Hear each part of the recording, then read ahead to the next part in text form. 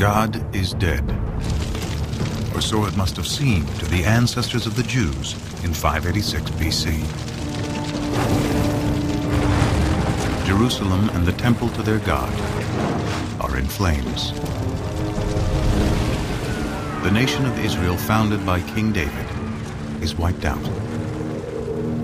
It would have seemed to have been the end, but it was rather the beginning. For out of the crucible of destruction emerges a sacred book, the Bible, and an idea that will change the world, the belief in one God. This is a new idea. It was an idea that nobody had ever had before. Monotheism is well ensconced, so something major happened, which is very hard to trace.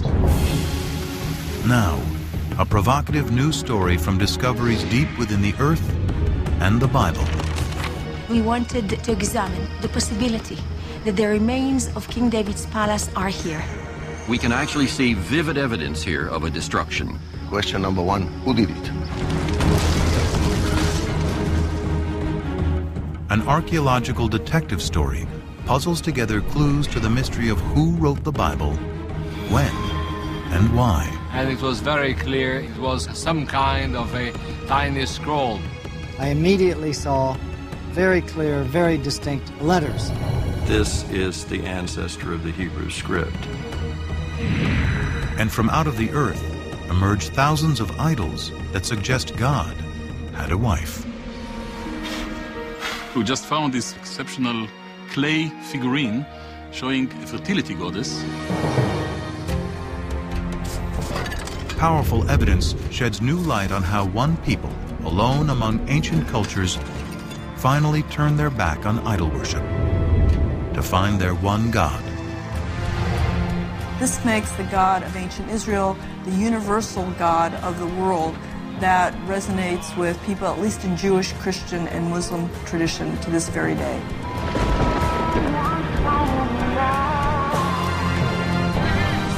Now, science and scripture converge to create a powerful new story of an ancient people, God, and the Bible.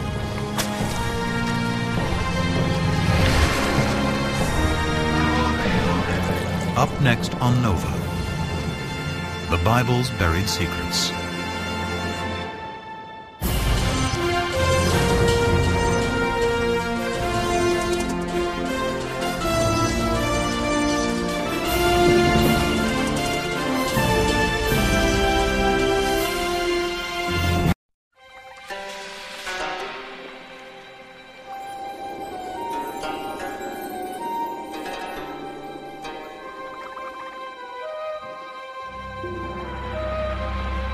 Near the banks of the Nile in southern Egypt in 1896, British archaeologist Flinders Petrie leads an excavation in Thebes, the ancient city of the dead.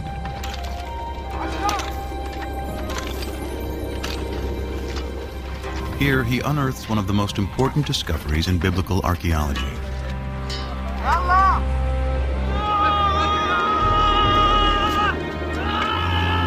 From beneath the sand appears the corner of a royal monument, carved in stone.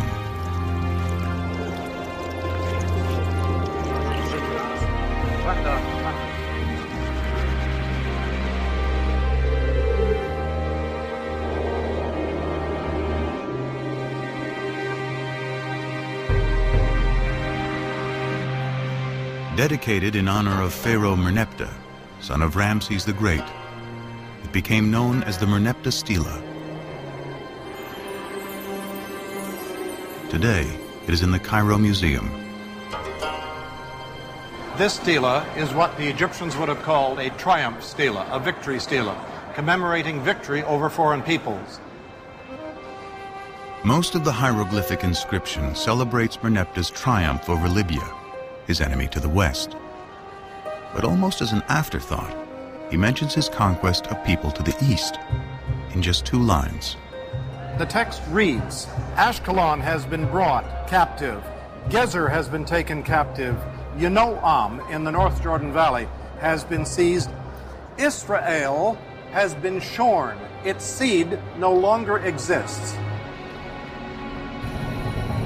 History proves the Pharaoh's confident boast to be wrong.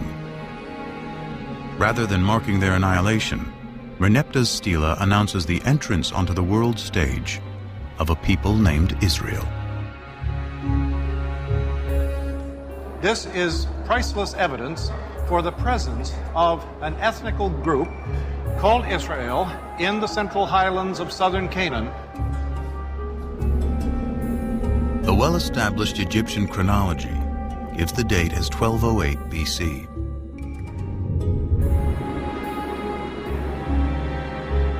Merneptah's stela is powerful evidence that a people called the Israelites are living in Canaan, in what today includes Israel and Palestine, over 3,000 years ago.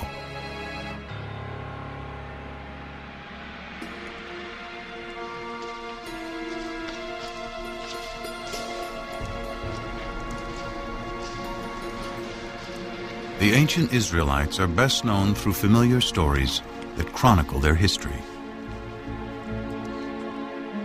Abraham and Isaac, Moses and the Ten Commandments, David and Goliath,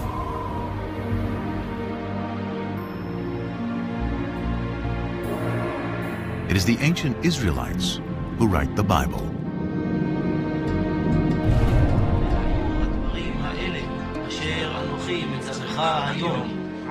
Through writing the Hebrew Bible, the beliefs of the ancient Israelites survived to become Judaism, one of the world's oldest continuously practiced religions. And it is the Jews who give the world an astounding legacy: the belief in one God.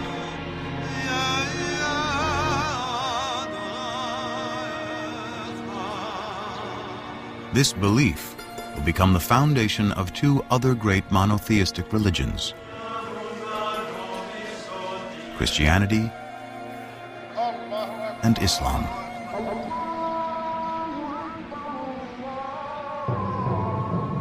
Often called the Old Testament to distinguish it from the New Testament, which describes the events of early Christianity, today the Hebrew Bible and a belief in one God are woven into the very fabric of world culture.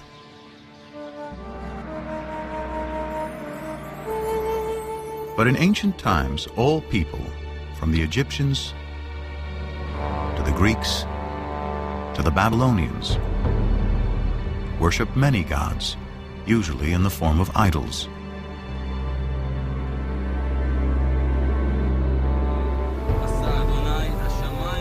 How did the Israelites, alone among ancient peoples, discover the concept of one God? How did they come up with an idea that so profoundly changed the world? Now, archaeologists and biblical scholars are arriving at a new synthesis that promises to reveal not only fresh historical insights, but a deeper meaning of what the authors of the Bible wanted to convey. They start by digging into the earth and the Bible. You cannot afford to ignore the biblical text, especially if you can isolate a kind of kernel of truth behind these stories, and then you have the archaeological data. Now, what happens when text and artifacts seem to point in the same direction? Then I think we're in a very sound ground historically.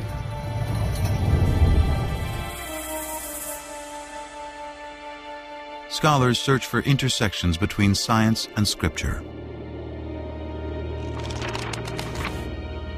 The earliest is the victory stela of the Egyptian pharaoh Merneptah from 1208 BC. Both the stela and the Bible place a people called the Israelites in the hill country of Canaan, which includes modern-day Israel and Palestine. It is here, between two of history's greatest empires, that Israel's story will unfold.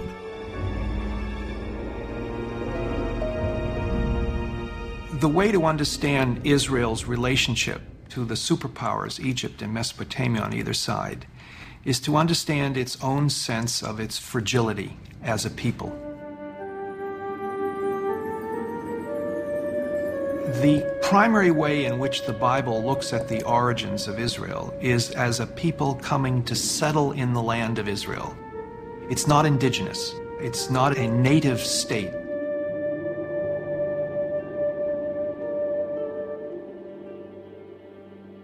The Hebrew Bible is full of stories of Israel's origins. The first is Abraham, who leaves Mesopotamia with his family and journeys to the Promised Land, Canaan. The Lord said to Abraham, "Go forth from your native land and from your father's house to the land that I will show you. I will make of you a great nation, and I will bless you. I will make your name great." Genesis 12:1 and 2.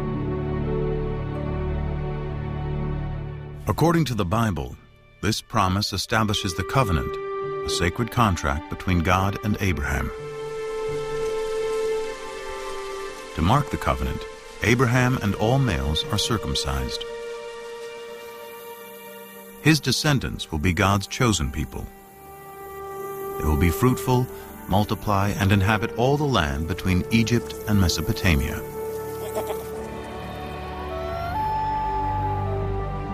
In return, Abraham and his people, who will become the Israelites, must worship a single God.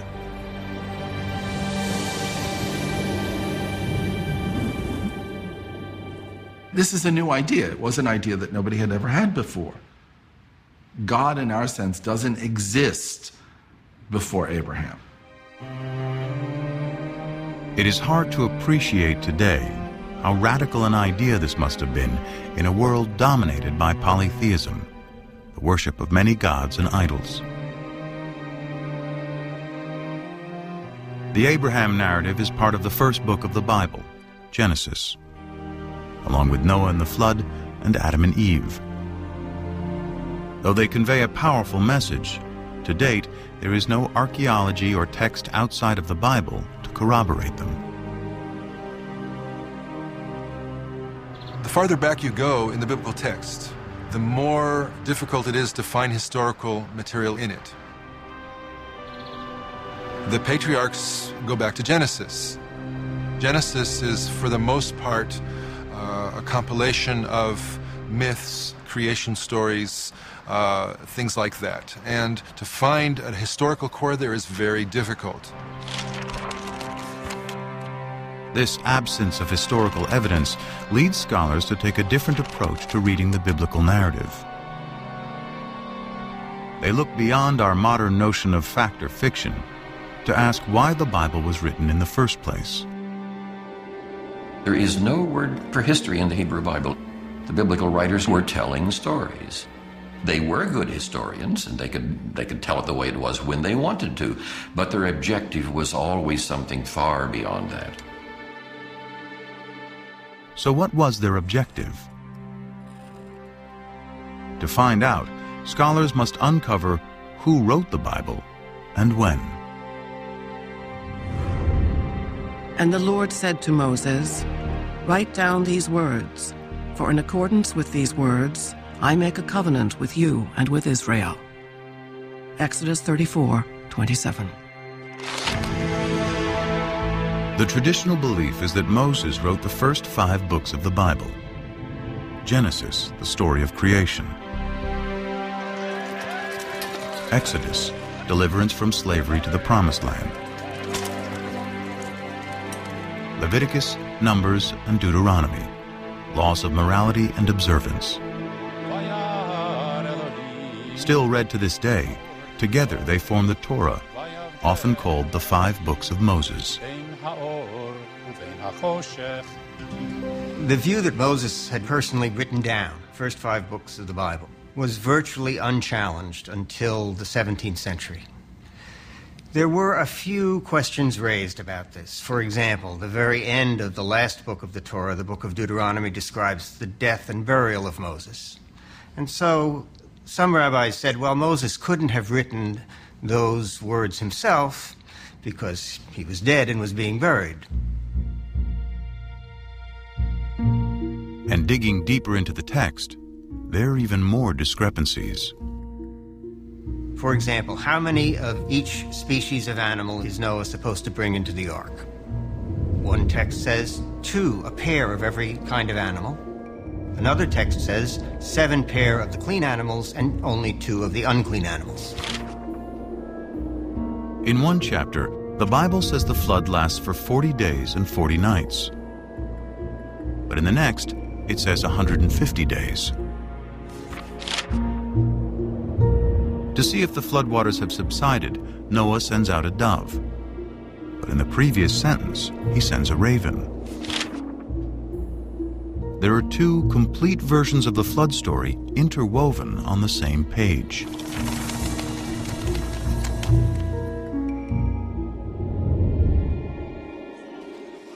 Many similar discrepancies throughout its pages suggest that the Bible has more than one writer. In fact, within the first 5 books of the Bible, scholars have identified the hand of at least 4 different groups of scribes, writing over several hundred years.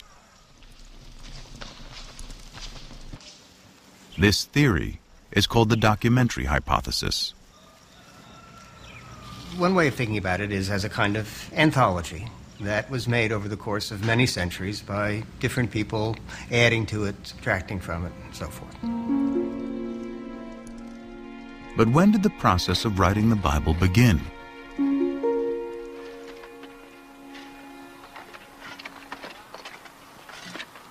Tel Zayit is a small site on the southwestern border of ancient Israel that dates back to biblical times. Since 1999, Ron Tappy has been excavating here. It was the last day of what had been a typical dig season.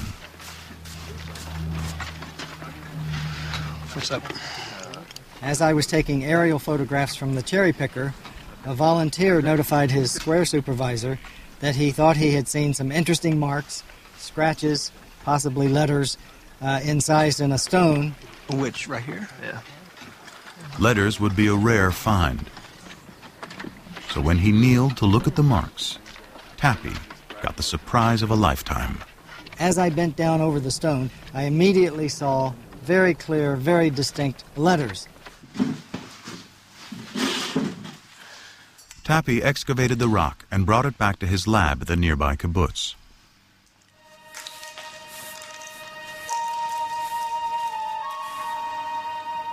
It was only then that he realized he had more than a simple inscription. Olive, Beit, Gimel, Dalet. I realized that this inscription represented an abecedery, that is to say, not a text narrative, but the letters of the Semitic alphabet written out in their correct order. Nun, and then Pei and Ayin are difficult to read, but they're out here. This ancient script is an early form of the Hebrew alphabet. What was found was not a random scratching of 2 or 3 letters. It was the full alphabet. Everything about it says that this is the ancestor of the Hebrew script.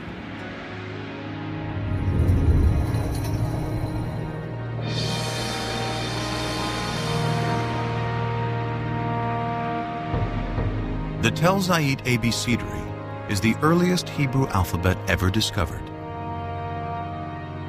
It dates to about 1000 BC, making it possible that writing the Hebrew Bible could have already started by this time.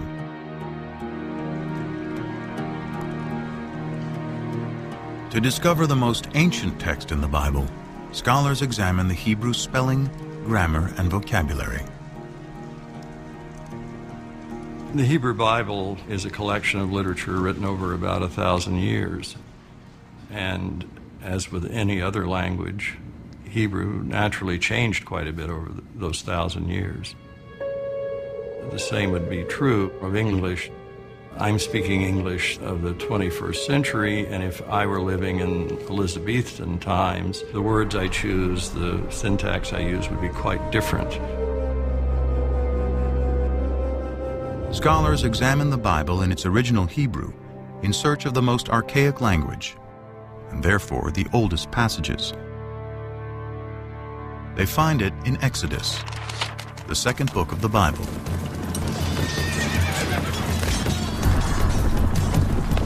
Pharaoh's chariots and his army he cast into the sea.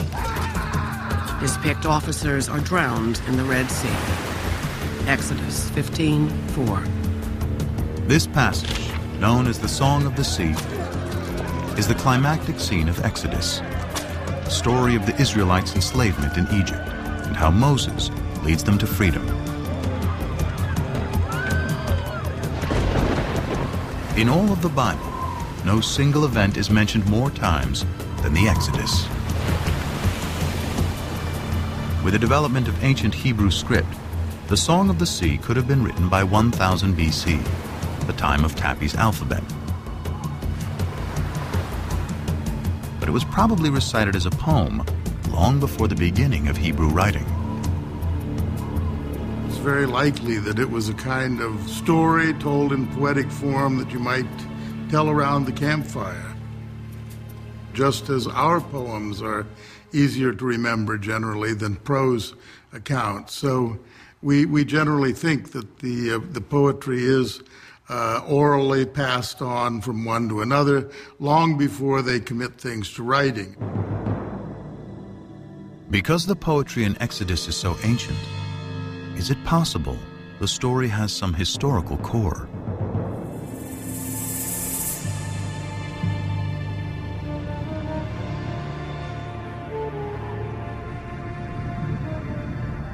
Here in the eastern Nile Delta of Egypt, in a surreal landscape of fallen monuments and tumbled masonry, archaeologists have uncovered a lost city.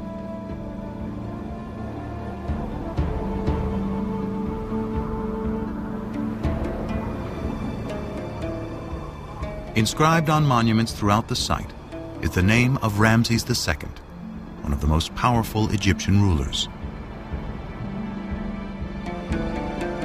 It is Ramses who is traditionally known as the Pharaoh of the Exodus. Ancient Egyptian texts call the city Piramesi, or House of Ramses, a name that resonates with the biblical story of Exodus. The only specific item mentioned in the Exodus story that we can probably connect with non-biblical material is the cities that the Hebrews were ordered to build, and they are named Pithom and Ramses. Scholars agree that the biblical city Ramses is the ancient Egyptian city Piramesi. Its ruins are here in present-day Tanis. Most of the Egyptologists identified Piramesi, the Ramses town, with Tanis, because here you have an abundance of Ramesside monuments.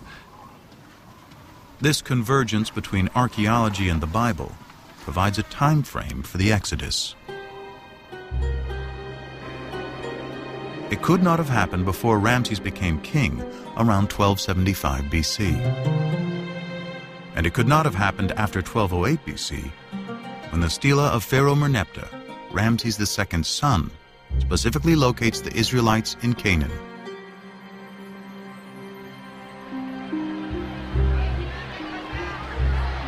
The Bible says the Israelites leave Egypt in a mass migration, 600,000 men and their families, and then wander in the desert for 40 years.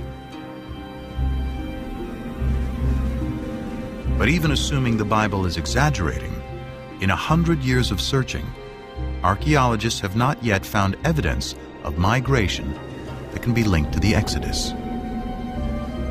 No excavated site gives us any information about the route of the wandering through the wilderness. An Exodus is simply not attested anywhere. Any historical or archaeological confirmation of the Exodus remains elusive.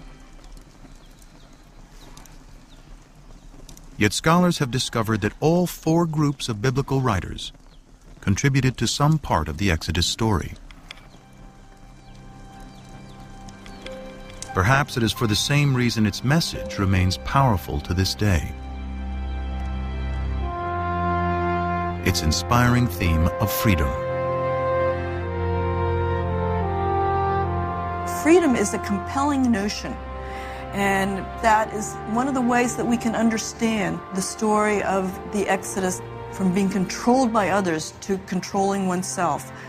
The idea of a change from domination to autonomy, that these are very powerful ideas that resonate in the human spirit. And the Exodus gives narrative reality to those ideas.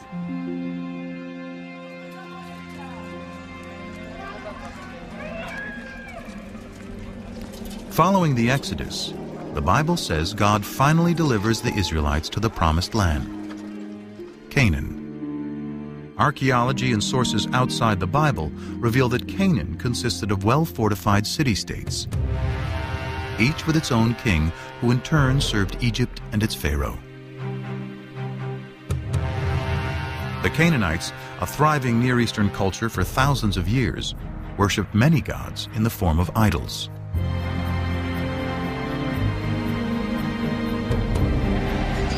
The Bible describes how a new leader, Joshua, takes the Israelites into Canaan in a blitzkrieg military campaign.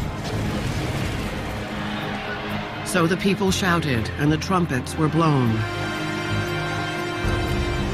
As soon as the people heard the sound of the trumpets, they raised a great shout, and the wall fell down flat.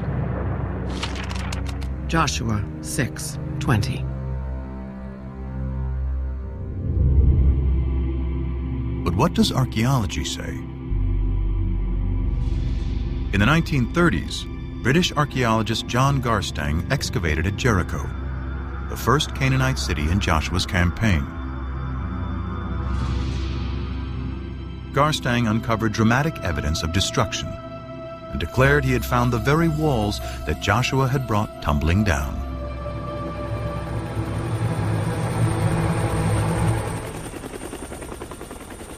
And at what the Bible describes as the greatest of all Canaanite cities, Hatzor, there is more evidence of destruction.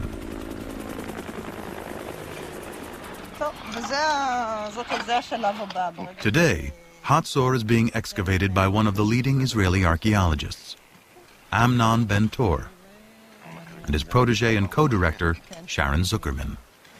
I'm walking through a passage between two of the rooms of the Canaanite palace of the kings of Hatzor. Signs of the destruction you can still see almost everywhere.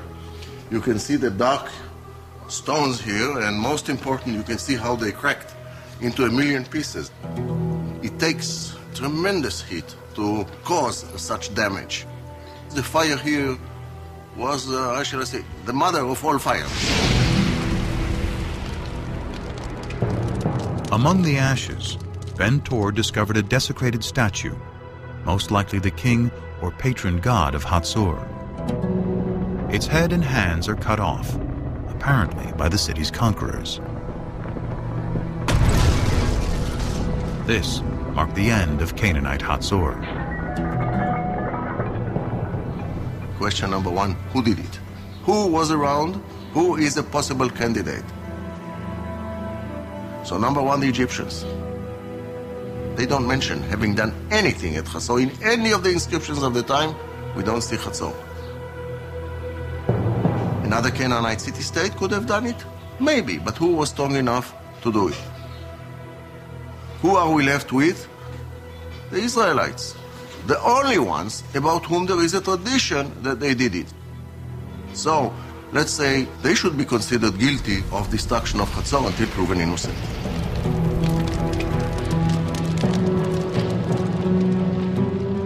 And there's another Canaanite city-state that Joshua and his army of Israelites are credited with laying waste. It's called Ai, and has been discovered in what is now the Palestinian territory of the West Bank. Here, archaeologist Hani Nur el-Din and his team are finding evidence of a rich Canaanite culture. The village first appears and developed to a city, and then there was a kind of fortification surrounding this settlement.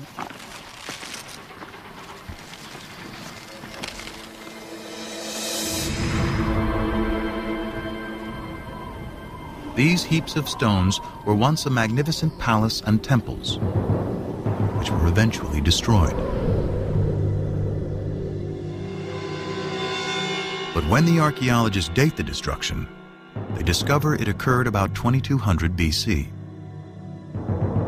They date the destruction of Jericho to 1500 BC, and Hatzor's to about 1250 BC. Clearly, these city-states were not destroyed at the same time. They range over nearly 1,000 years. In fact, of the 31 sites the Bible says that Joshua conquered, few showed any signs of war. There was no evidence of armed conflict in most of these sites. At the same time, it was discovered that most of the large Canaanite towns that were supposed to have been destroyed by these Israelites were either not destroyed at all or destroyed by others. A single sweeping military invasion led by Joshua cannot account for how the Israelites arrived in Canaan.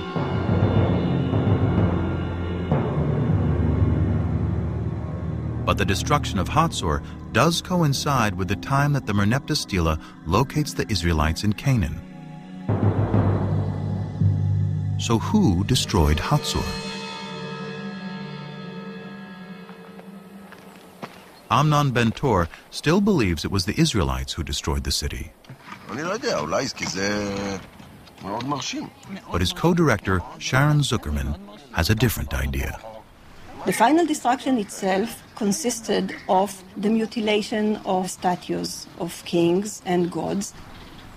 It did not consist of signs of war or of any kind of fighting. We don't see weapons in the street like we see in other sites that were destroyed by foreigners. So if there was no invasion, what happened? Bobby, just be careful about the stones there, okay? Excavations reveal that Hatzor had a lower city of commoners, serfs and slaves, and an upper city with a king and wealthy elites. Zuckerman finds within the grand palaces of elite Hatzor areas of disrepair and abandonment. To archaeologists, signs of a culture in decline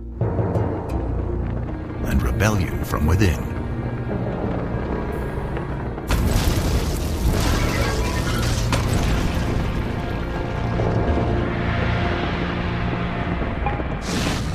I would not rule out the possibility of an internal revolt of Canaanites living at Hatzor and revolting against the elites that rule the city.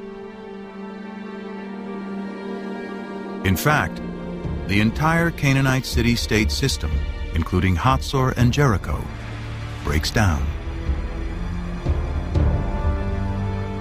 Archaeology and ancient texts clearly show that it is the result of a long period of decline and upheaval that sweeps through Mesopotamia, the Aegean region, and the Egyptian Empire around 1200 BC. And when the dust, as it were, settles, when we can begin to see what takes the place of this great state system, we find a number of new peoples suddenly coming into focus in a kind of void that is created with the dissolution of the great state system. Can archaeologists find the Israelites among these new people?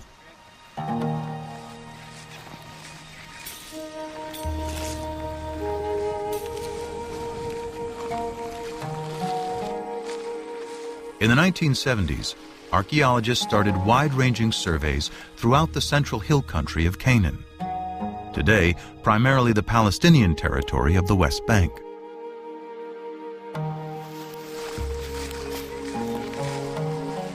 I was teaching at that time. We used to take students and go twice a week to the highlands.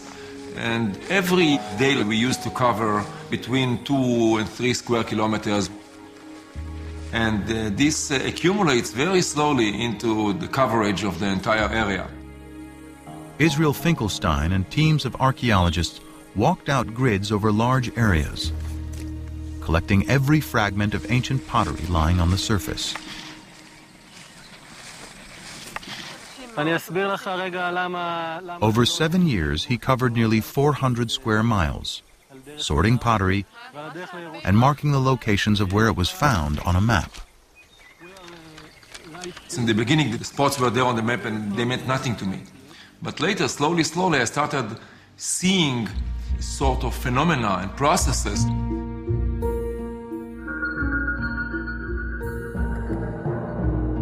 By dating the pottery, Finkelstein discovered that before 1200 BC, there were approximately 25 settlements.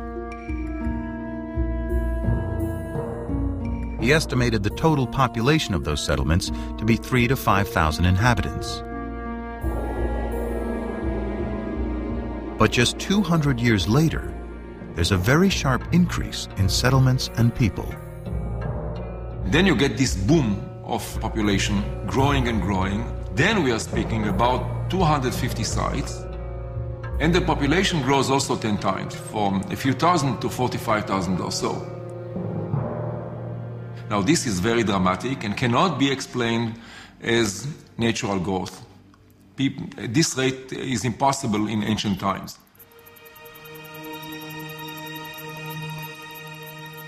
If not natural growth, perhaps these are the waves of dispersed people settling down following the collapse of the great state systems.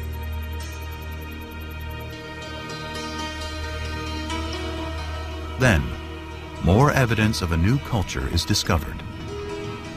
A new type of simple dwelling never seen before.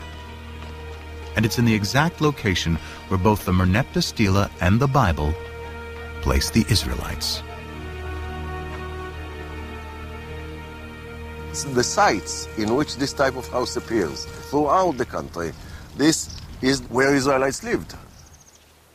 And they are sometimes even called the Israelite house, the Israelite-type house. The people who lived in those villages seem to be arranged more or less in a kind of an egalitarian society because there are no major architectural installations. If you look at the finds are relatively poor. Pottery is more or less mundane. I don't want to offend the early settlers or the early Israelites. Very little art. Curiously, the mundane pottery found at these new Israelite villages is very similar to the everyday pottery found at the older Canaanite cities like Hatzor.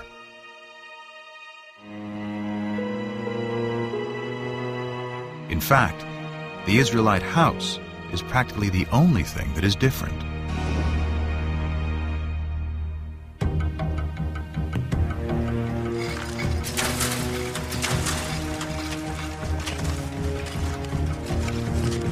This broad similarity is leading archaeologists to a startling new conclusion about the origins of the ancient Israelites. The notion is that most of the early Israelites were originally Canaanites, displaced Canaanites. The Israelites were always in the land of Israel. They were natives, but they were different kinds of groups. They were basically the have-nots. So what we're dealing with is a movement of peoples, but not an invasion of armed hordes from outside, but rather a social and economic revolution.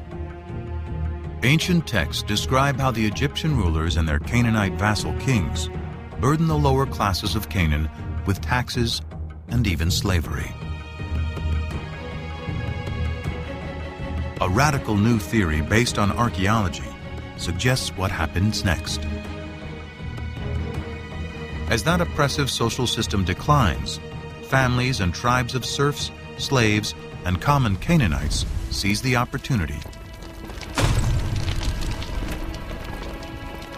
In search of a better way of life, they abandon the old city-states and head for the hills. Free from the oppression of their past, they eventually emerge in a new place as a new people. The Israelites. In the text, you have a story of the Israelites coming from outside and then besieging the Canaanite cities, destroying them, and then becoming a nation in the land of Canaan. 7 shirts from the Middle Bronze Age. Whereas archaeology tells us something which is the opposite. The Late Bronze Age. According to archaeology, the rise of early Israel is an outcome of the collapse of Canaanite society, not the reason for that collapse. Archaeology reveals that the Israelites were themselves originally Canaanites.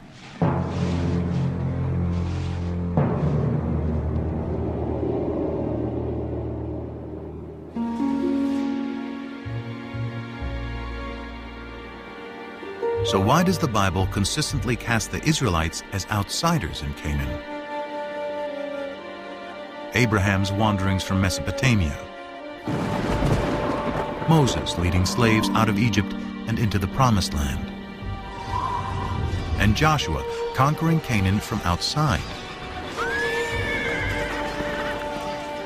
The answer may lie in their desire to forge a distinctly new identity.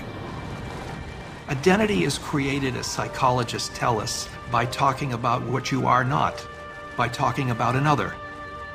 In order to figure out who I am, I have to figure out who I am not. Conspicuously absent from Israelite villages are the grand palaces and the extravagant pottery associated with the kings and rich elites of Canaan. The Israelites did not like the Canaanite system, and they defined themselves in contrast to that system. So by not using decorated pottery, by not using important pottery, they developed an ideology of simplicity, which marked the difference between them and the Egyptian Canaanite system. If the Israelites wanted to distinguish themselves from their Canaanite past, what better way than to create a story about destroying them?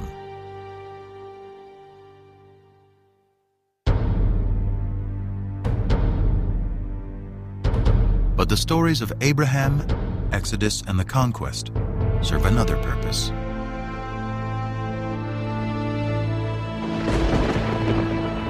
They celebrate the power of what the Bible says is the foremost distinction between the Israelites and all other people: their God. In later Judaism, the name of God is considered so sacred it is never to be spoken. We don't know exactly what it means. We don't know how it was pronounced.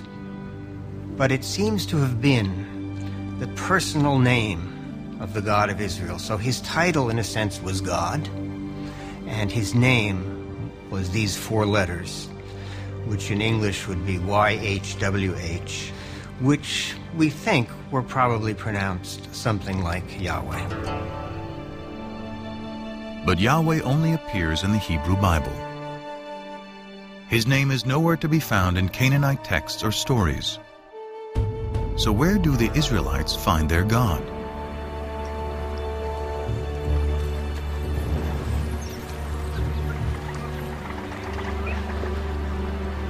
The search for the origins of Yahweh leads scholars back to ancient Egypt.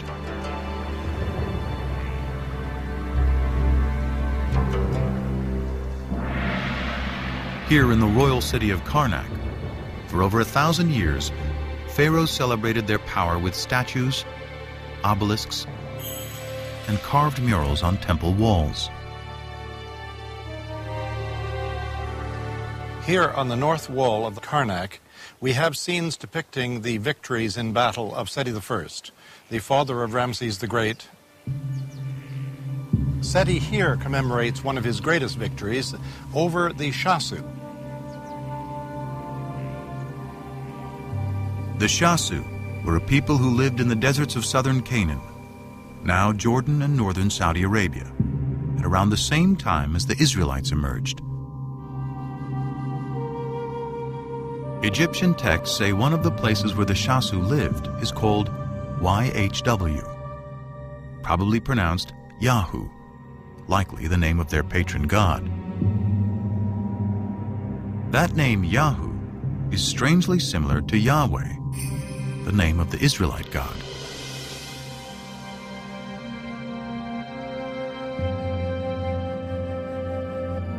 In the Bible, the place where the Shasu lived is referred to as Midian. It is here, before the Exodus, the Bible tells us Moses first encounters Yahweh in the form of a burning bush. Come no closer. Remove the sandals from your feet, for the place on which you are standing is holy ground. God also said to Moses, Thus you shall say to the Israelites, Yahweh, the God of your ancestors, has sent me to you. This is my name forever, and this my title for all generations. Exodus 3, 5 and 15. So we have in Egyptian sources something that appears to be a name like Yahweh in the vicinity of Midian. Here is Moses in Midian, and there a deity appears to him and reveals his name to Moses as Yahweh. These tantalizing connections are leading biblical scholars to re-examine the Exodus story.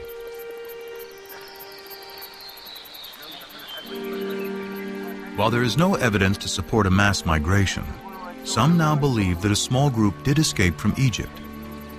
However, they were not Israelites, but rather Canaanite slaves.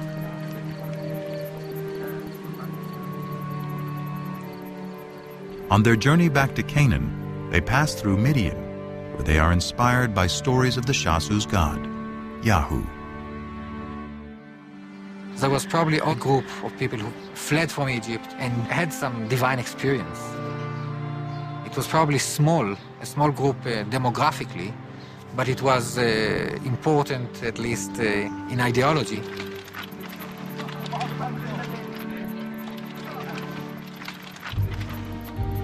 They find their way to the central hill country, where they encounter the tribes who had fled the Canaanite city-states.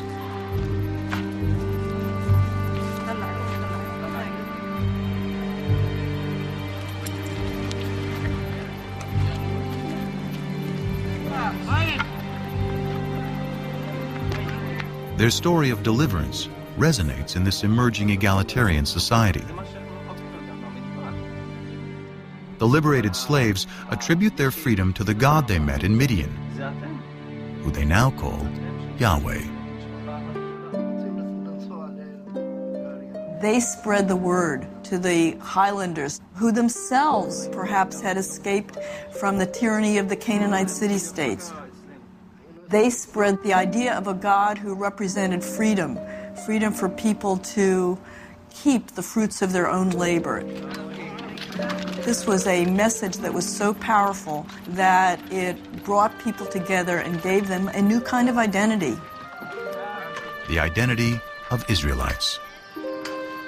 They are a combination of disenfranchised Canaanites, runaway slaves from Egypt, and even nomads settling down.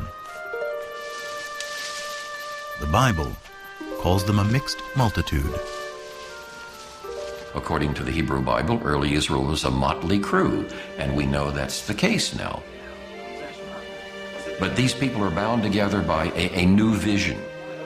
And I think the revolutionary spirit is probably there from the beginning. The chosen people may actually be people who chose to be free.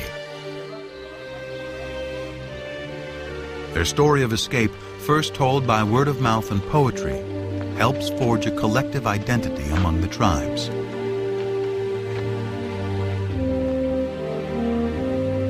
Later, when written down, it will become a central theme of the Bible. Exodus and divine deliverance. Deliverance by a God who comes from Midian, exactly where the Bible says. Adopted by the Israelites to represent their exodus from slavery to freedom.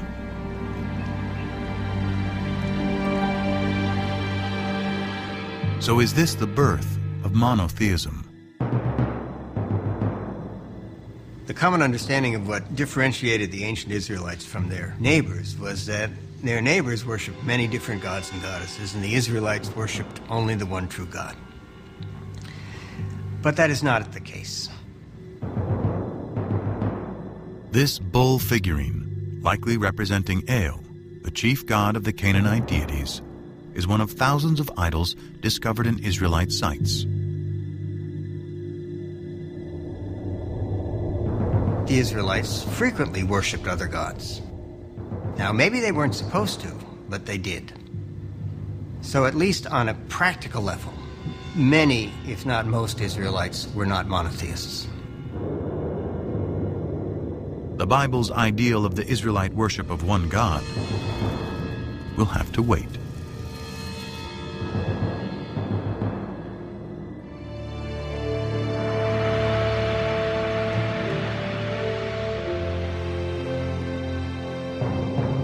About 2 centuries pass after the Merneptah Stela places the Israelites in Canaan. Families grow into tribes. Their population increases. Then, about 1000 BC, one of the Bible's larger-than-life figures emerges to unite the 12 tribes of Israel against a powerful new enemy. David put his hand into the bag. He took out a stone and slung it. It struck the Philistine in the forehead. The stone sank into his forehead, and he fell down on the ground. 1 Samuel 17:49. The Bible celebrates David as a shepherd boy who vanquishes the giant Goliath. A lover who lusts after forbidden fruits. And a poet who composes lyric psalms still recited today. Of all the names in the Hebrew Bible, none appears more than David.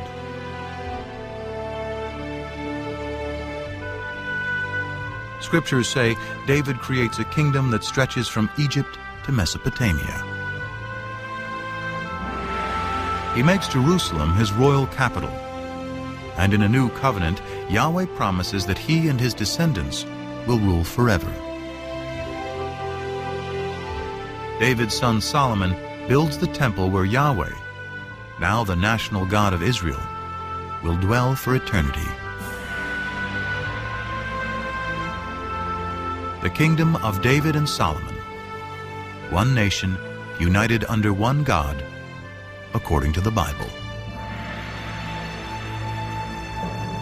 Now, some skeptics today have argued there was no such thing as a united monarchy. It's a later biblical construct, and particularly a construct of modern scholarship. In short, there was no David.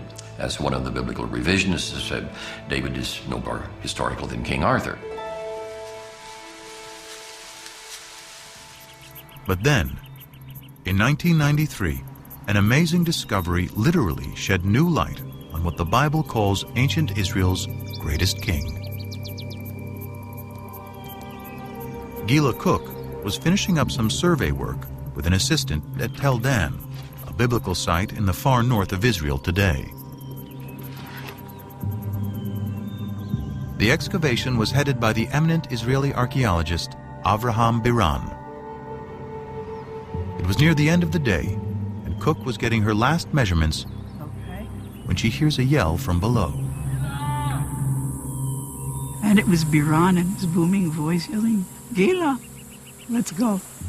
And so I waved to him, hold it, and continued working. Okay. After being summoned by Biran a second time, Cook had her assistant load her up. And she started down the hill.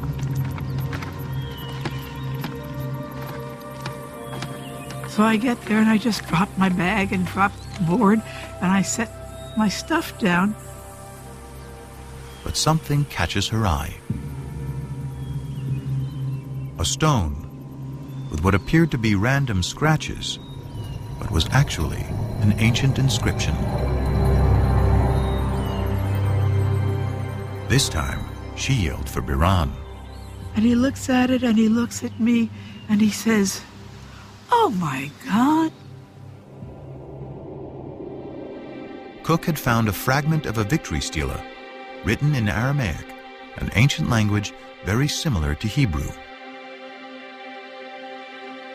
Dedicated by the king of Damascus, or one of his generals, it celebrates the conquest of Israel, boasting, "I slew mighty kings who harnessed thousands of chariots and thousands of horsemen. I killed the king of the house of David."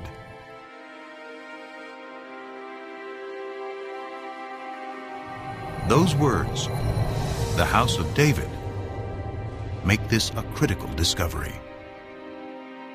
They are strong evidence that David really lived. Unlike Genesis, the stories of Israel's kings move the biblical narrative out of the realm of legend and into the light of history. The later we come in time, the firmer ground we stand on. We have better sources. We have more written sources. We have more contemporary eyewitness sources. When the biblical chronology of Israel's kings can be cross-referenced with historical inscriptions, like the Tel Dan Stela, they can provide scholars with fairly reliable dates. King David is the earliest biblical figure confirmed by archaeology to be historical. And most scholars agree he lived around 1000 BC, the 10th century. Could any of the Bible have been written during David's reign? The earliest Hebrew alphabet, discovered by Ron Tappy, carved on a stone at Tel Zait, provides an enticing clue. The stone was incised with this alphabet. The stone was then used to build the wall, and the structure itself suffered massive destruction by fire sometime near the end of the 10th century BCE. The find is even more significant because Tel Zait was a biblical backwater on the fringes of David's kingdom. Surely if there was a scribe that could write this alphabet that far away, way out in the boondocks at the extreme western boundary of the kingdom, surely if there was a scribe that could do that out there, there were scribes, much more sophisticated scribes, back in the capital. Could these scribes have been in the court of King David and his son Solomon? Could they have been the earliest biblical writers?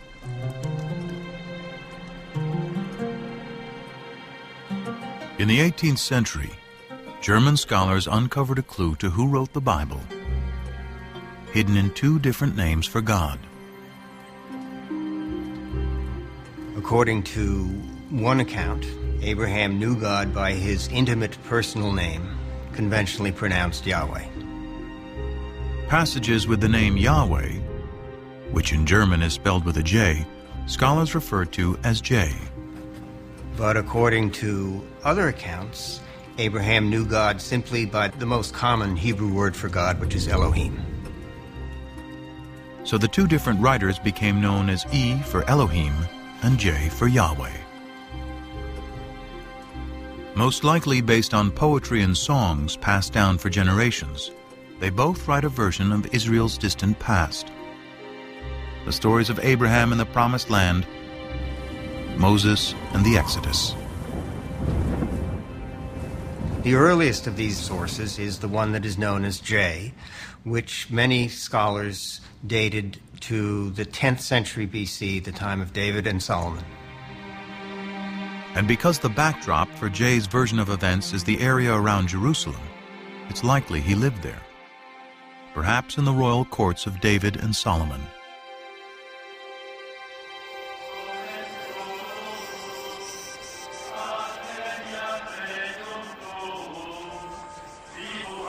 For over 100 years, archaeologists have searched Jerusalem for evidence of the kingdom of David.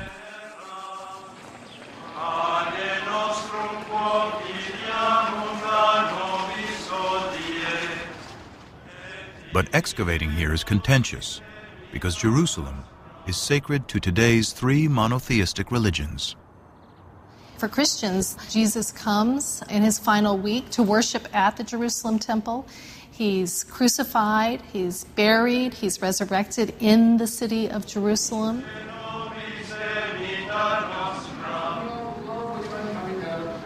For Islam, it is the site where Muhammad comes in a sacred night journey.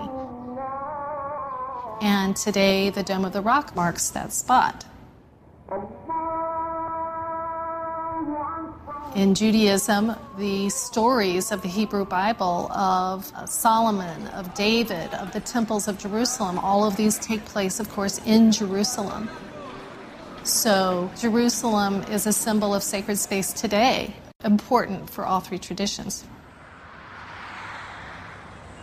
Despite the difficulties, Israeli archaeologist Eilat Mazar went digging in the most ancient part of Jerusalem, today called the City of David. We started the excavations here because we wanted to check and to examine the possibility that the remains of King David's palace are here. But because this area has been fought over, destroyed, and rebuilt over thousands of years, it was a long shot that any biblical remains would survive.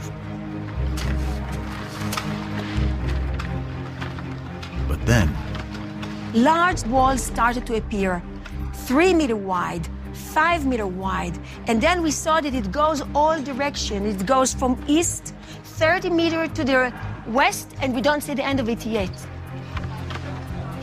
Such huge walls can only be part of a massive building. And Mazar believes her excavations to date represent only 20% of its total size.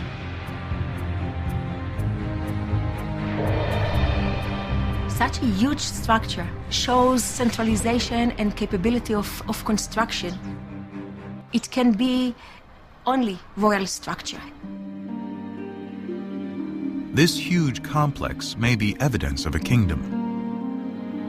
But is it David's kingdom?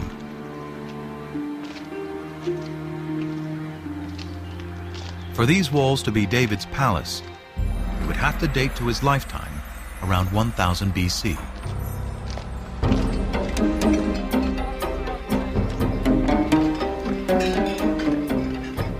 The problem is stone walls can never be dated on their own. Biblical archaeologists date ruins based on the pottery they find associated with those ruins.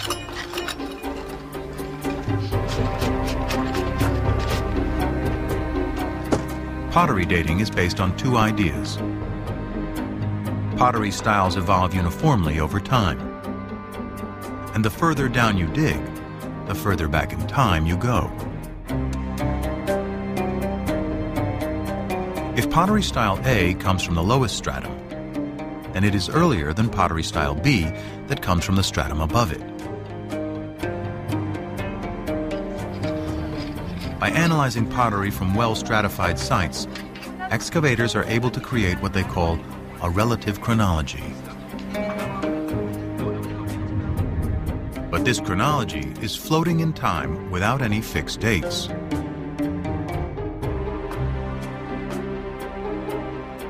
To anchor this chronology, William Foxwell Albright, considered the father of biblical archaeology, used events mentioned in both the Bible and Egyptian and Mesopotamian texts to assign dates to pottery styles.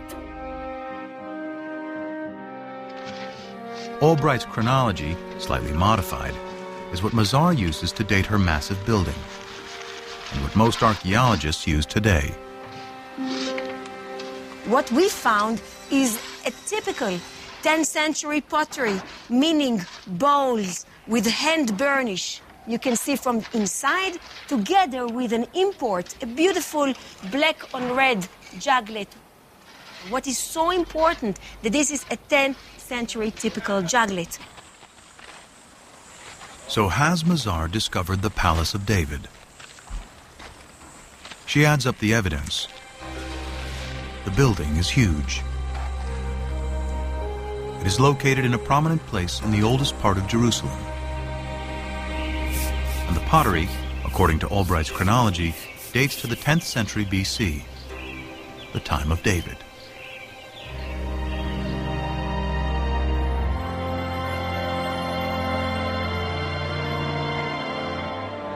Mazar believes she has indeed found the palace of David.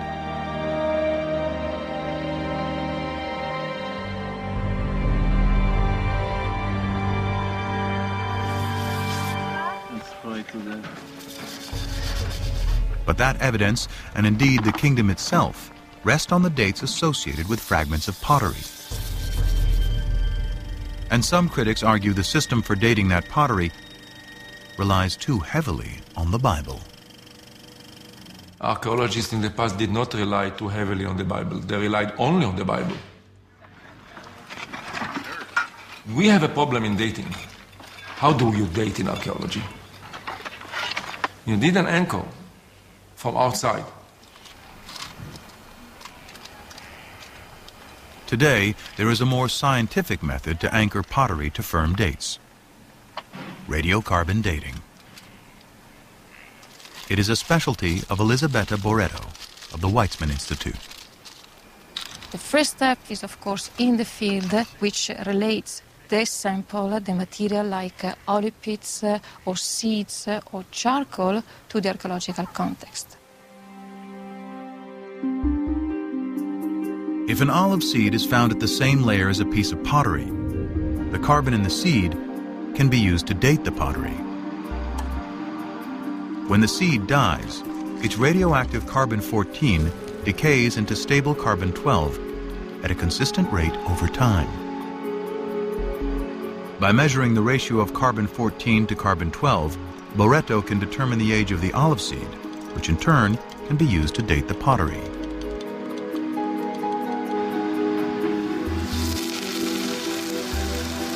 Boretto has meticulously collected and analyzed hundreds of samples from over 20 sites throughout Israel. Her carbon samples date the pottery that Albright and most archaeologists associate with the time of David and Solomon to around 75 years later.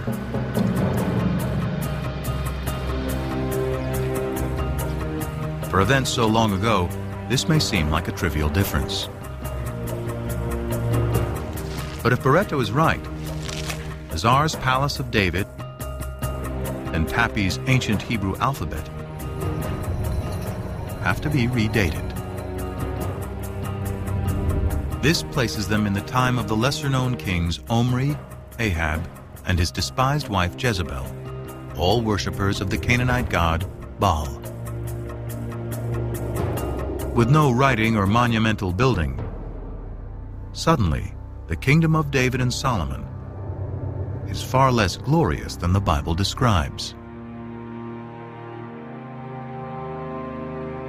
So David and Solomon did not rule over a big territory. It was a small chiefdom, if you wish, with just a few settlements, very poor, the population was limited, there was no manpower for big conquests and so on and so forth.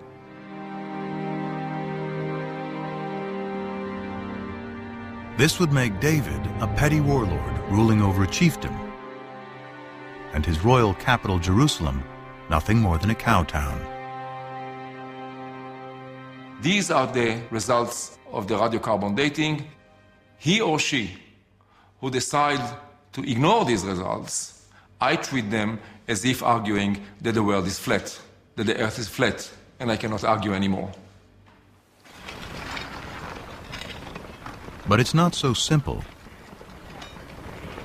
Other teams collected radiocarbon samples following the same meticulous methodology.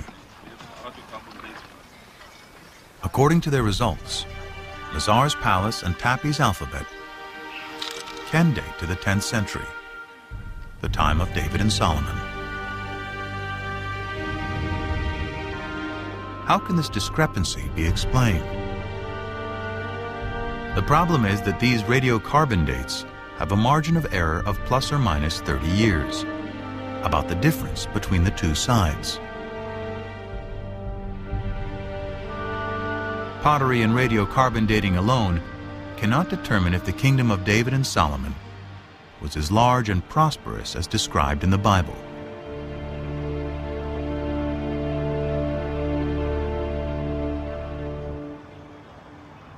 Fortunately, the Bible offers clues of other places to dig for evidence of this kingdom. The Bible credits David with conquering the kingdom, but it is Solomon, his son, who is the great builder. This was the purpose of the forced labor which Solomon imposed. It was to build the house of Yahweh and the wall of Jerusalem, Hatzor, Megiddo, and Gezer. 1 Kings 9:15.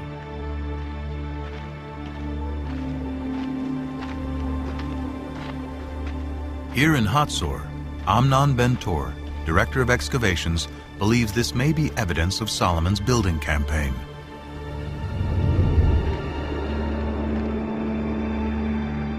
Archaeologists call it a six-chambered gate, a massive entryway fortified with towers and guardrooms. Ben-Tor's predecessor, Yigal Yadin, first uncovered this structure. It turned out to be a six-chambered gate, and Yadin immediately remembered that a very, very similar gate was excavated at Gezer, and then Chicago University excavated this gate here at Megiddo. Stunned by the similarity of these three gates, Yadin recalled the passage in the Bible. Here we have a wonderful connection of the biblical passage as it shows up in archaeology. Three monumental gates, all based on the same plan, would seem to be powerful evidence not only of prosperity, but also of a central authority. Throughout its history, the Israelites had been divided into tribes, then into kingdoms, north and south. The locations of these strikingly similar gates in both regions suggest a single governing authority throughout the land.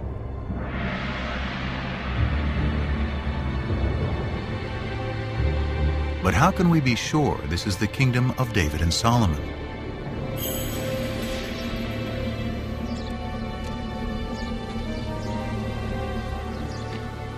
The answer, once again, lies in Egypt.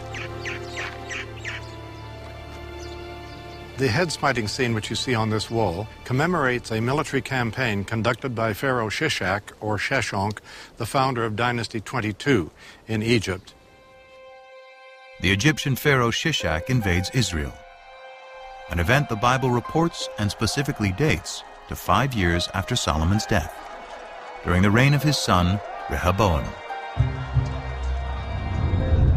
In the 5th year of King Rehoboam, King Shishak of Egypt marched against Jerusalem and carried off the treasures of the house of Yahweh and the treasures of the royal palace. He carried off everything. 1 Kings 14:25 and 26. The importance of this in fixing one of the earliest dates, specific dates, in which Egyptian history coincides with biblical history is really startling and has to be taken note of. This stunning convergence between the Bible and Egyptian history gives a firm date for the death of Solomon. Shishak's campaign, according to the well-established Egyptian chronology, dates to 925 BC. And the Bible says Solomon dies 5 years earlier, which means 930 BC. This is further evidence that David and Solomon lived in the 10th century.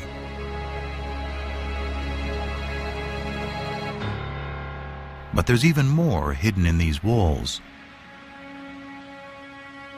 These ovals, with their depictions of bound captives and city walls, represent places Pharaoh Shishak conquered in Israel. One of those places is Gezer, where archaeologists find the hallmark of Solomon's building program, a 6-chambered gate. Bill Deaver directed the excavations in the late 1960s. We can actually see vivid evidence here of a destruction. Down below, we have the original stones, pretty much in situ. But if you look in here, you see the stones are badly cracked. You can even see where they're burned from the heat of a huge fire that has been built here. And then up in here, you see the fire has been so intense that the soft limestone has melted into lime, and it flows down like lava. This is vivid evidence of a destruction, and we would connect that with this well-known raid of Pharaoh Shishak. And if the gate was destroyed by Shishak in 925 BC, then it must have been built during the lifetime of Solomon, who died just 5 years earlier. Surely this kind of monumental architecture is evidence of state formation. And if it's in the 10th century, then Solomon.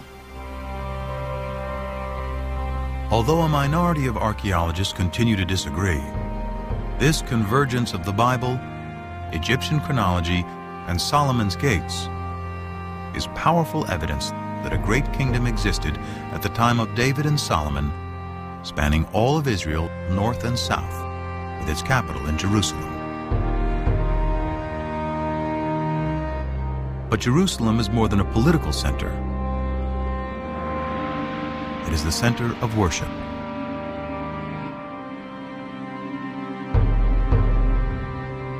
The magic of Jerusalem is the magic of the temple. One temple for the one God. The result is that Jerusalem and the temple emerge as powerful symbols not just of the oneness of God, but also of the oneness of the Jewish people. The worship of the ancient Israelites bears little resemblance to Judaism today. It centered around the temple, built by David's son Solomon, and seen as Yahweh's earthly dwelling. To understand how the ancient Israelites worshiped their God, scholars must discover what the temple looked like and how it functioned. But although archaeologists know where its remains should be, it is impossible to dig there. It lies under the third holiest site in Islam, which includes the Dome of the Rock.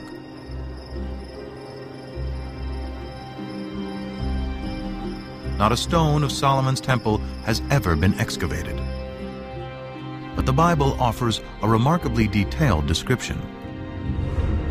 The house which King Solomon built for Yahweh was 60 cubits long, 20 cubits wide, and 30 cubits high. In the inner sanctuary, he made 2 cherubim, each 10 cubits high.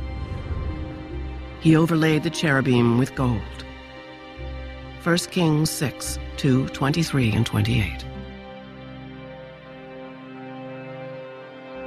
The Bible's description suggests a floor plan for Solomon's temple, and it is strikingly similar to temples built by neighboring peoples who worship many gods. The closest in appearance is a temple hundreds of miles to the north of Jerusalem at Ain Dara in modern-day Syria. They have similar dimensions and the same basic floor plan. Guarding both temples are sphinxes, or cherubim as the Bible calls them. Unique to the temple at Ain Dara are the enormous footprints of the God who lived here. They mark his progress as he strode to his throne in the innermost sanctuary. If we take the details that we find of Solomon's temple in the book of Kings and compare it with the Ain Dara temple, we can piece together a fairly good picture, I think, of what this temple might have looked like in the age of Solomon.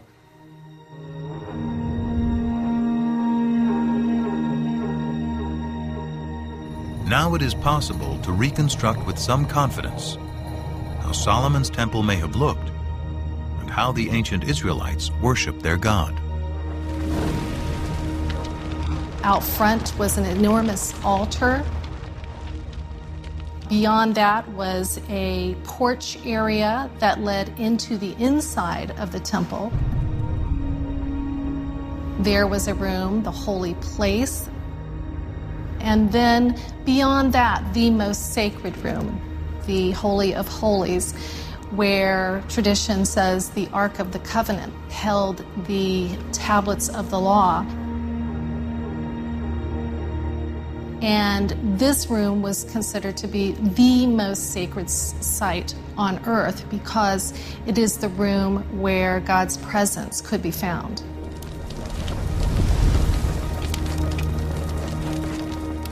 And the ancient Israelites believed their God demanded a very specific form of worship.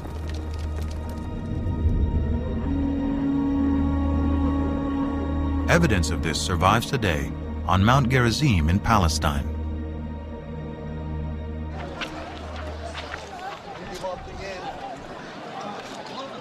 The Samaritans who live here claim direct descent from the ancient tribes of Israel. According to their tradition, for over 2,500 years, they have been practicing the ancient Israelite form of worship: animal sacrifice.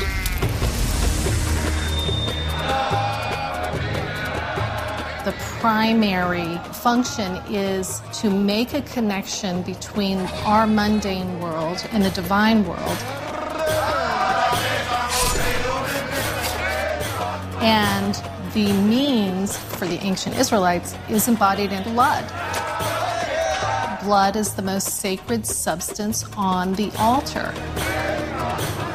And blood is the substance that embodies life.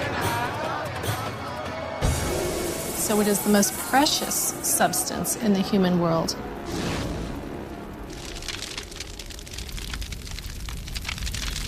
But while the priests were offering sacrifice to Yahweh in the temple, many Israelites were not as loyal.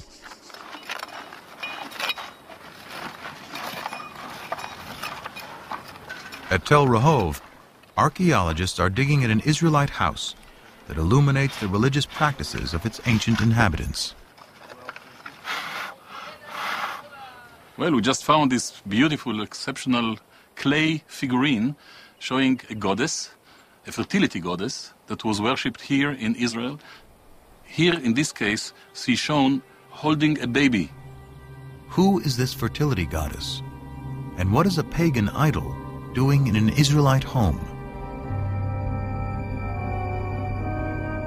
Dramatic evidence as to her possible identity first surfaced in 1968. Bill Deaver was carrying out salvage excavations in tombs in southern Israel when a local brought him an inscription that had been robbed from one of them.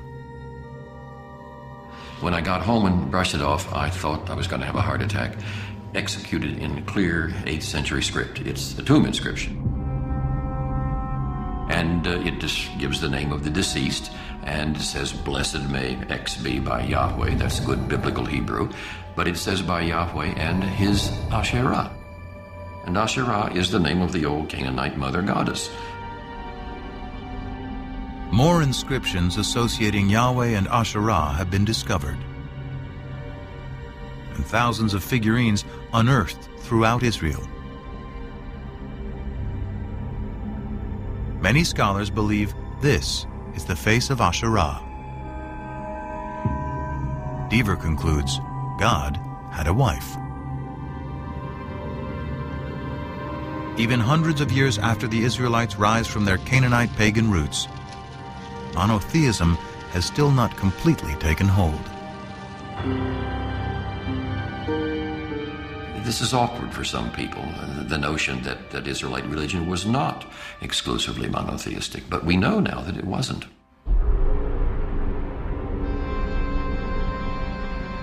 The Bible admits the Israelites continue to worship Asherah and other Canaanite gods, such as Baal.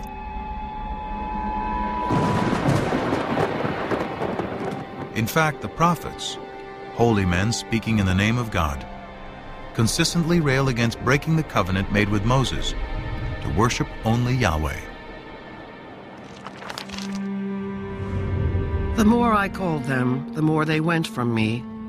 They kept sacrificing to the Baals and offering incense to idols. Hosea 11:2. The Israelites had made a contract with God. If they kept it, God would reward them. If they broke it, he would punish them. He would punish them by using foreign powers as his instruments. Events seemed to fulfill the prophet's dire predictions. Soon after Solomon's death, the 10 northern tribes rebel and form the northern kingdom of Israel. Then a powerful new enemy storms out of Mesopotamia to create the largest empire the Near East had ever known, the Assyrians. The Assyrians were the overpowering military force, and Israel and Judah, the two states that the Bible talks about as the states making up the people Israel, fell under the sway of the Assyrian juggernaut. Numerous Assyrian texts and reliefs vividly document their domination of Israel and Judah.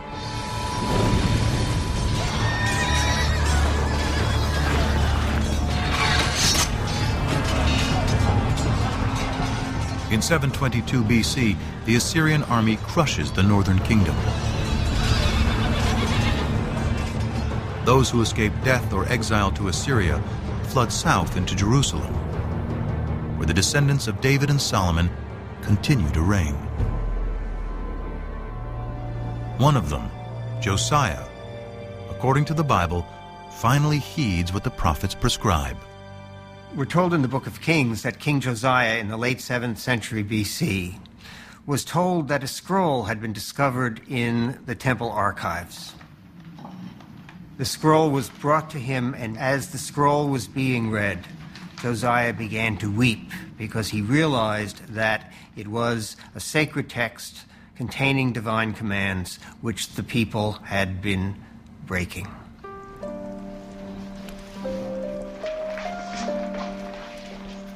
Scholars believe that the lost scroll is part of the 5th book of the Torah, Deuteronomy, a detailed code of laws and observance. It inspires another group of scribes in the 7th century BC, whom scholars call the D-writers.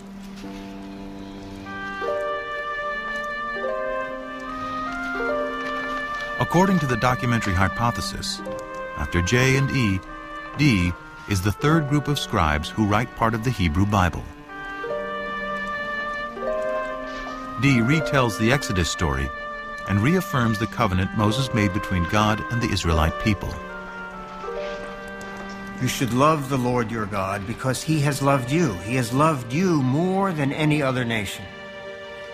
So the divine love for Israel requires a corresponding loyalty to God, an exclusive loyalty to God. And Deuteronomy, more than other parts of the Bible, is insistent that only the God of Israel is to be worshipped. To enforce the covenant, Josiah orders that idols and altars to all other deities be destroyed.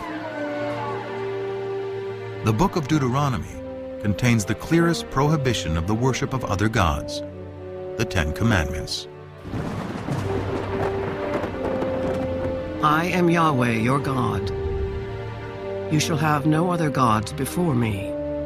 You shall not make for yourself an idol.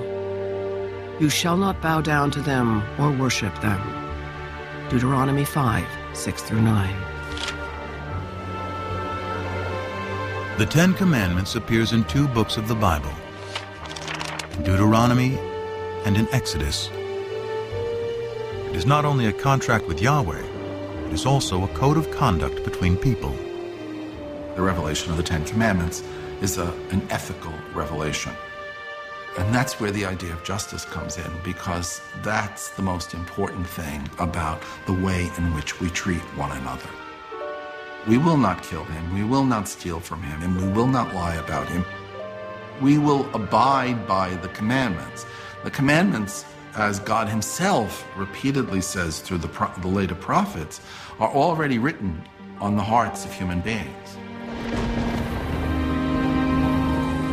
By associating the belief in one God with moral behavior, the 10 Commandments establishes a code of morality and justice for all, the ideal of Western civilization. Despite Josiah's reforms, the ancient Israelites continued to worship other gods. Their acceptance of one God and the triumph of monotheism begins with a series of events vividly attested through archaeology, ancient texts, and the Bible.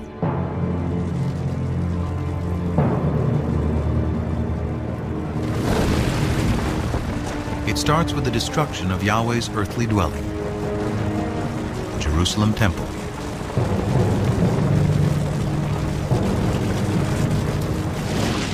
In 586 BC, after defeating the Assyrians, a new Mesopotamian empire invades Israel.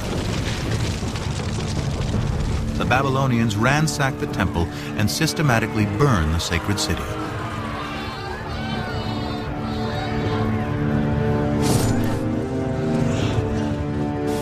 Before his eyes, the Babylonian victors slay the sons of Zedekiah, the last Davidic king, then blind him.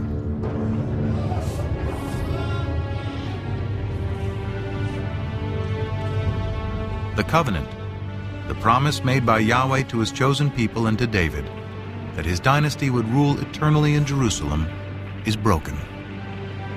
After 400 years, Israel is wiped out. The destruction of Jerusalem created one of the most significant theological crises in the history of the Jewish people.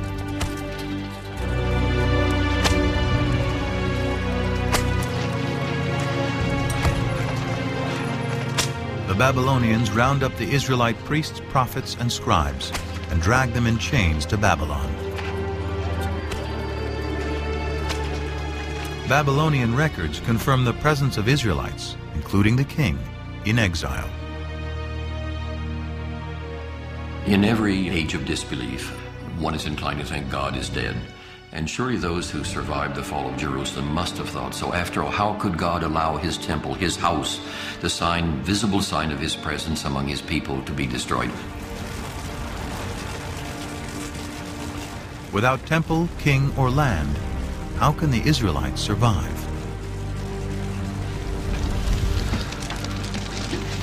Their journey begins with the ancient scrolls, which some scholars speculate were rescued from the flames of the destruction. Among the exiles from Jerusalem to Babylon were priests from the temple. And they seem to have brought with them their sacred documents, their sacred traditions.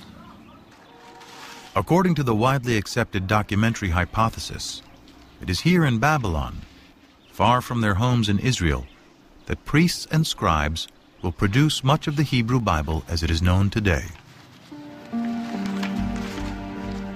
Scholars refer to these writers as P, or the priestly source.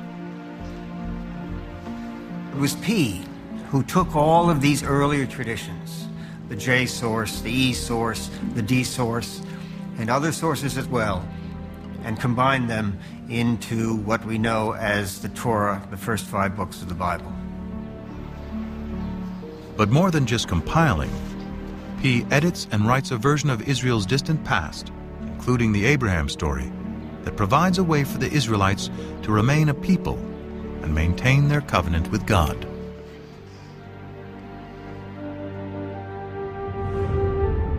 You shall circumcise the flesh of your foreskins, and it shall be a sign of the covenant between me and you. Genesis 17:11. When Genesis 17 attributes a covenantal value to circumcision, it is not really talking about Abraham. It is really talking about the exiles of the 6th century BCE, who, far from their native home, were desperately trying to find a way to reaffirm their difference. Therefore, they began to look at circumcision as not simply another practice, but rather as the marker of the covenant, and they attributed this view back to Abraham. To the exiles, the Babylonians are the new Canaanites, the idol-worshipping, uncircumcised peoples from whom they must remain apart.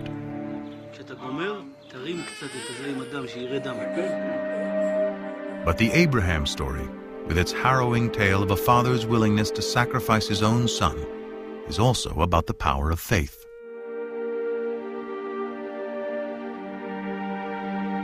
It is no coincidence that the exiled P scribes place Abraham's origins in Ur, just down the river from Babylon. Perhaps with the same faith as Abraham had, so too will the exiles be returned to the promised land. One of the pervasive themes in the Torah is the theme of exile and return.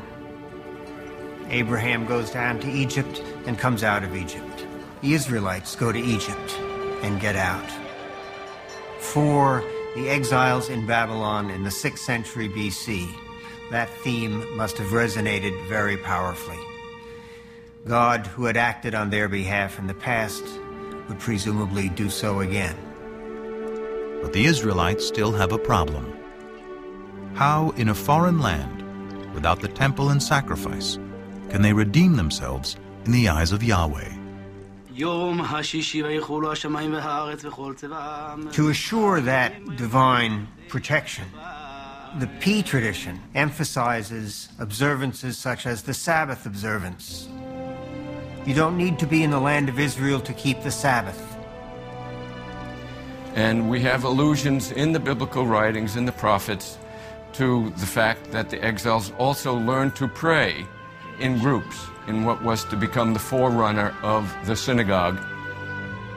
Shema Yisrael, Adonai Eloheinu, Adonai Echad. It is during this period, through the exile, that the exiles realized that even far away from their homeland, without a temple, without the priesthood, without kings, they're still able to worship God, be loyal to God, and to follow God's commandments. This is the foundation of Judaism. The experience of the exile transforms ancient Israelite cult into a modern religion. By compiling the stories of their past, originally written by the scribes J, E, and D, the Exodus from slavery to freedom, Moses and the Ten Commandments, Abraham's journey to the Promised Land, P creates what we know today as the first 5 books of the Bible.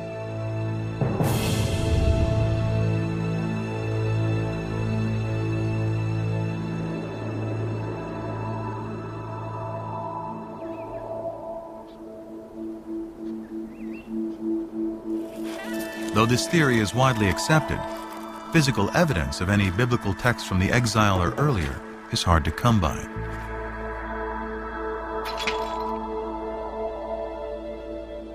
The most celebrated surviving biblical texts are the Dead Sea Scrolls.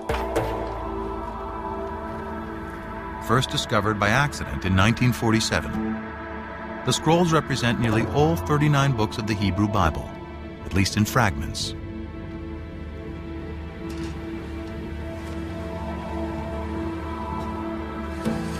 They survived because they were deposited in the perfect environment for preservation: the hot, dry desert. Archaeologists suspect there were at least hundreds more scrolls throughout Israel. But because they were written on papyrus or animal skins, they have long since decomposed. Even though the earliest of the Dead Sea Scrolls date to the 3rd and 2nd centuries BC, that doesn't mean that they're the first copies or examples of this work that were ever written. It means that they already stand in a line of tradition that had been established by the time the scrolls were written.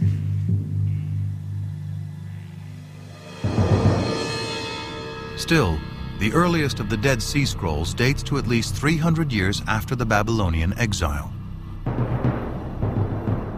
In the absence of proof of earlier text, some scholars claim the entire Bible is pious fiction, and even doubt whether Israel and the Israelites ever existed.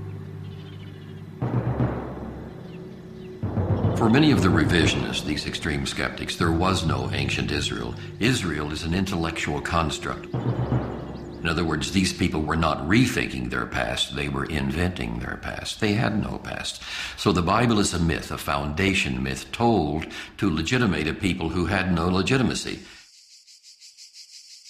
The legitimacy of the Israelite past hinges on finding a piece of evidence to prove the ancient origins of the Bible.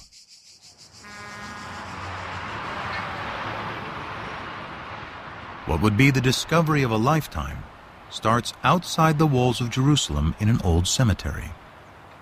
We came here and excavated 7 of these burial caves. The burial caves date back to the 7th century BC, somewhere around the time of King Josiah. But the caves were found looted, so we didn't anticipate too much. Gabriel Barkai instructed a 13-year-old volunteer to clean up a tomb for photographs. Instead of that, he was bored, he was alone, and he had a hammer, and he began banging on the floor. But the floor turned out to be a fallen ceiling. And beneath it were some artifacts that had escaped the looters.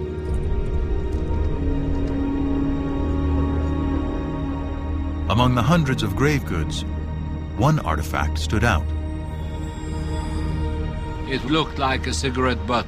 It was cylindrical, about 1 inch in size, about ½ an inch in diameter, and it was very clear it is made of silver. It was some kind of a tiny scroll. A second, slightly smaller scroll was also found, and both were taken to the labs at the Israel Museum. But unraveling the scrolls to see if they contain a readable inscription could risk destroying them completely. Andy Vaughn was one of the epigraphers on the project. Archaeology is basically a destructive science. In order to learn anything, you have to destroy what's there. Gabriel Barkai and his team had to make a decision. Does one unroll these amulets or does one preserve them? They decided that it was worth the risk, and hindsight would tell us that they could not have been more correct. Through painstaking conservation, technicians devised a special method for unrolling the scrolls and revealing their contents. I went over there and I was amazed to see the whole thing full of very delicately scratched, very shallow characters. The first word that I could decipher already on the spot was Yud Hey Vav Hey, which is the 4-lettered unpronounceable name of God. Further investigation revealed more text and a surprisingly familiar prayer, still said in synagogues and churches to this day. May the Lord bless you and keep you. May the Lord make his face to shine upon you and be gracious to you. May the Lord lift up his countenance upon you and give you peace. Numbers 6:24-26.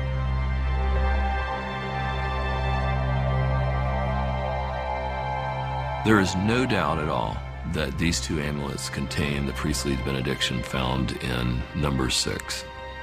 These inscriptions are thus very important because they're the earliest references we have to the written biblical narratives. The archaeological context was very clear because it was found together with pottery dating back to the 7th century BC.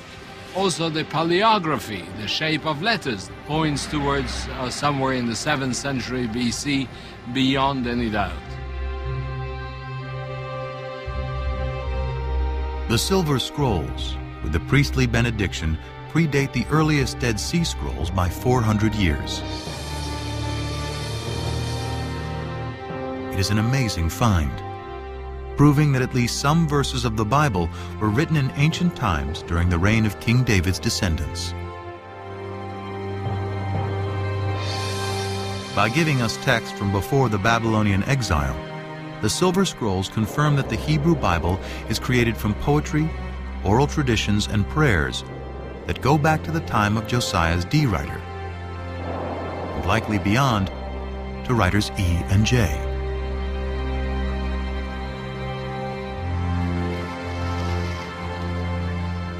As modern scholars suspect, the Torah, the first 5 books of the Bible, takes its final form during the Babylonian exile.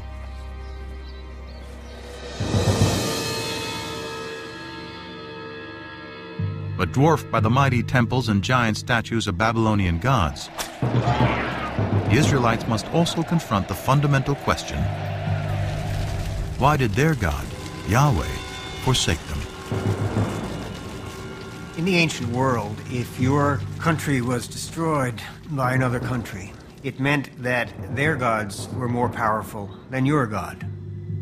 And the natural thing to do was to worship the more powerful God. But the survivors continued to worship Yahweh and struggled to understand how this could have happened.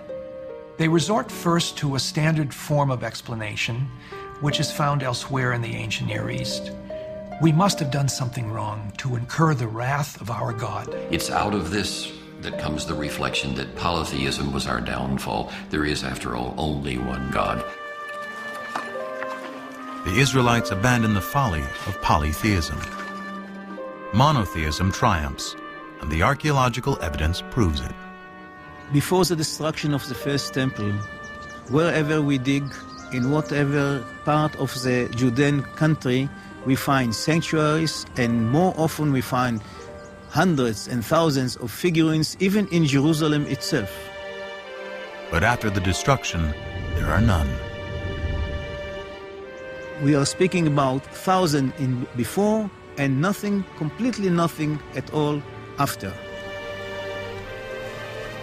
Monotheism is well ensconced, firmly ensconced. So something major happened, which is very hard to trace. But that was a searing experience, the time of the exile. Through the experience of the exile and writing the Bible, the concept of God, as it is known today, is born. In a way, P created something that was much greater, because it was greater than any individual land or kingdom. It was a kind of a universal religion based on a creator God, not just a God of a single nation, but the God of the world, the God of the universe. This moves Yahweh into the realm of being a universal deity who has the power to affect what happens in the whole universe. This makes the God of ancient Israel the universal God of the world that resonates with people, at least in Jewish, Christian, and Muslim tradition to this very day.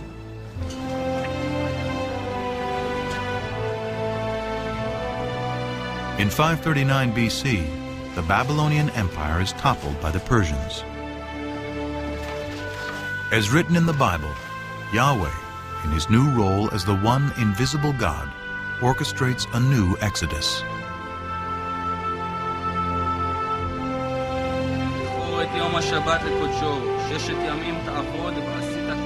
Among one group of returning exiles is the prophet Ezra. Back in Jerusalem, he gives a public reading of the newly written Torah to reestablish the covenant. All the people gathered together. They told the scribe Ezra to bring the book of the law of Moses, which the Lord had given to Israel. He read from it from early morning until midday, and the ears of all the people were attentive to the book of the law. Nehemiah 8, 1-3.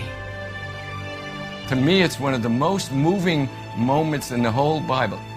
Ezra returns with the Bible in his hands, so we have the feeling that the process begun in the exile is finally finished, and Ezra has a copy. The scrolls that chronicle the Israelites' relationship with their God is now the Hebrew Bible, the Old Testament, a sacred text for over 3 billion people. Through its writing, an ancient cult becomes a modern religion, And the Israelite deity Yahweh transforms into the God of the three great monotheistic religions.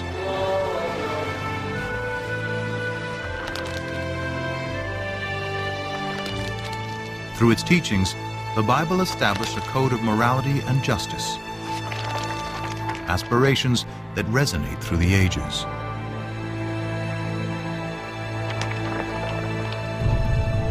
More than fact or fiction, at the intersection of science and scriptures is a story that began over 3,000 years ago and continues to this day.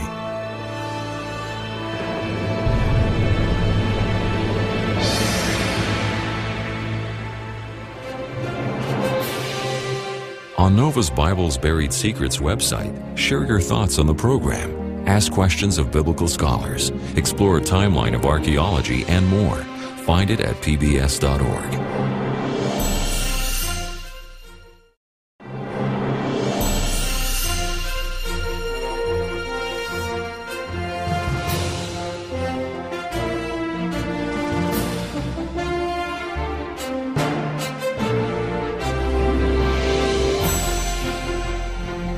To order this Nova program for $24.95 plus shipping and handling, call WGBH Boston Video at 1-800-255-9424 or order online at shoppbs.org.